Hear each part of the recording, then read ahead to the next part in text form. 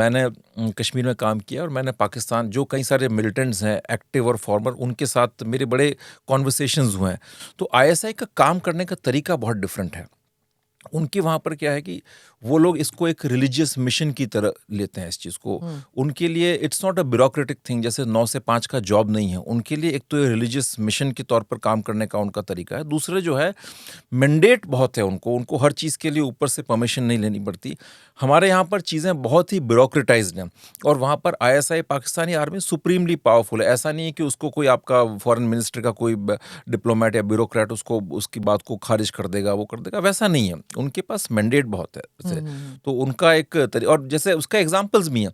आप जैसे हमारे यहाँ पर देखेंगे तो ये हुर्रियत के जो छोटे मोटे जो नेता थे आपके गिलानी विलानी, उनको हमने कितना सर पे चढ़ा रखा था, चाहे वो यासीन मलिक और वो पीओके में। आप जा करके देखें पाकिस्तान ऑक्यूपाइड कश्मीर के अंदर तो जो सैयद सलाउद्दीन है या जो उसका जो डेप्यूटी था पीर आमिर वगैरह, उनसे आईएसआई का एक सूबेदार या मेजर रैंक का अफसर बात करता था, उससे ऊपर का अफसर उनको एंटरटेन ही नहीं करता था। और हमारे यहाँ प्राइम मिनिस्टर भी मिले थे। हाँ, हमारे यहाँ तो प्राइम मिनिस्टर ही मिले थे। हमारे यहाँ पर एजेंसीज का भी जो एक और वही नहीं, ambassadors, high commissioners, yes they were welcomed in all the diplomatic बिल्कुल। एनक्लेव में जो भी पार्टियां होती थी वो जाते थे। बिल्कुल बिल्कुल वो जाते थे। इनफैक्ट यहाँ से भी जब पर डिप्लोमेटिक किसने किया उनके लिए पाथवेज किसने खोला? वो अमेरिकन एम्बेसी ने जब किया तो उसके बाद तो पाथवेज खुला ना। पाथवेज सारे खुल गए। जो इनकी जब रिप्रेजेंटेटिव्स वहाँ पर जाते थे तो ये अपनी सॉब स्टोरीज वहाँ पर जाकर के सुनाते थे। और एक चीज़ है, मतलब इसको अदरवाइज मत लीजिएगा आप, लेकिन जनरली जो जिहाद का जो कॉन्सेप्ट है उसके अंदर जो नैरेटिव वॉर जो है उसकी भी बड़ी अहमियत है।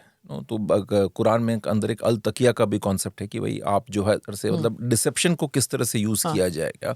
तो वो उसको अगर आप एक्सपैंड जब करते हैं तो वो आज के दौर के अंदर बैटल ऑफ परसेप्शन और नैरेटिव्स के लिहाज से बड़ा इंपॉर्टेंट हो जाता है कि आप डिसेप्शन किस तरह से क्रिएट करते हैं। तो जब ये कश्मीर में आते थे तो वहाँ पर वो अपने छोटे छोटे बच्चों को साहब ये स्टोन पेल्टिंग हुई है, अपनी रोने धोने वाली शक्ल बना करके आपको ऐसे रोना है, ये करना है, ये कहानियाँ सुनानी है जा करके।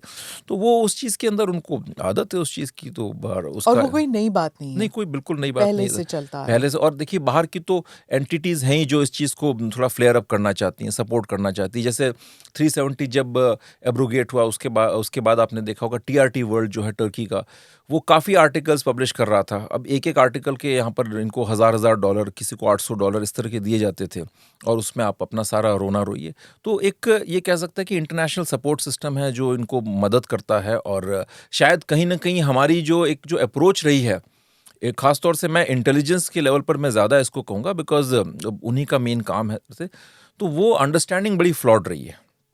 हम लोगों का तरीका ये रहा है कि आप उनको बुलाइए, चाय पिलाइए। मतलब कश्मीर में ये कहा जाता है कि साहब अगर दिलों को जीतिए, हाँ दिलों को जीतिए कि आपका अगर आईएसआई नाराज होगी तो वो गोली मरवाएगी।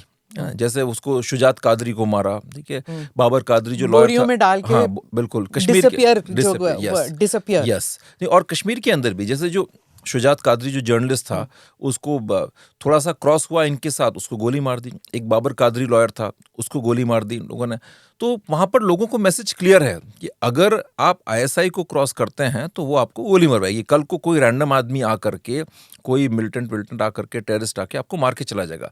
लेकिन अगर इंडिया को नाराज करे तो क्या होगा कि साहब आपको आईबी चाय पर बुलाएगी, उसके बाद आपको पूछेंगे इंडिया इंटरनेशनल सेंटर में कॉन्क्लेव में बुलाएंगे, कॉन्क्लेव में बुलाएंगे, आप हमारे लिए कुछ करिए, ये करिए, आप ये इस तरह का स्टेटमेंट दीजिए। अब उसमें होता क्या है कि आईएसआई वही चाहती है, आईएसआई ये बोल के रखती है कि भाई आप जो है ना हमारे काम का ही वही आदमी है जिसका उधर पेनिट्रेशन है आपकी एजेंसीज के अंदर। तो वो कहते हैं कि सबसे पहले जाकर के आप उन लोगों से दोस्ती करो, फिर हमारे पास आओ। अब यहाँ पर होता ये कि जनरली जब वो थोड़ी सी अच्छी मीठी मीठी बातें करते हैं, कोई शॉल लेके पहुँच गया, कोई बेकरी आइटम लेके पहुँच गया अफसरों के पास जाकर के, और नहीं जनाब हम तो जो है बिल्कुल एकदम हिंदुस्तान के साथ में हैं, पाकिस्तान से हमारी मुखालफत है, हम तो बिल्कुल नहीं चाहते, ऐसी चिकनी चुपड़ी बातें करने में बड़े एक्सपर्ट हैं। और हमारे लोग फिर उन बातों में बहला फुसला भी लेते हैं, उन बातों में आ भी जाते हैं। नमस्ते, जय Hind, you're watching ANI podcast with Smita Prakash। अगर हम उसको मस्जिद कहेंगे तो फिर विवाद होगा। इशू टूटा है क्या भारत? 400 पार का मतलब ये है कि संविधान खतरे में है। क्या हम लोग ये निर्देश देते हैं कि फला को गिरफ्तार करके जेल डाल? वही तो कह रहे हैं सब। ये बेबुनियाद निराधार आरोप। सच्चा सुनना चाहो देखो स्मिता प्रकाश, ANI, it does not lie.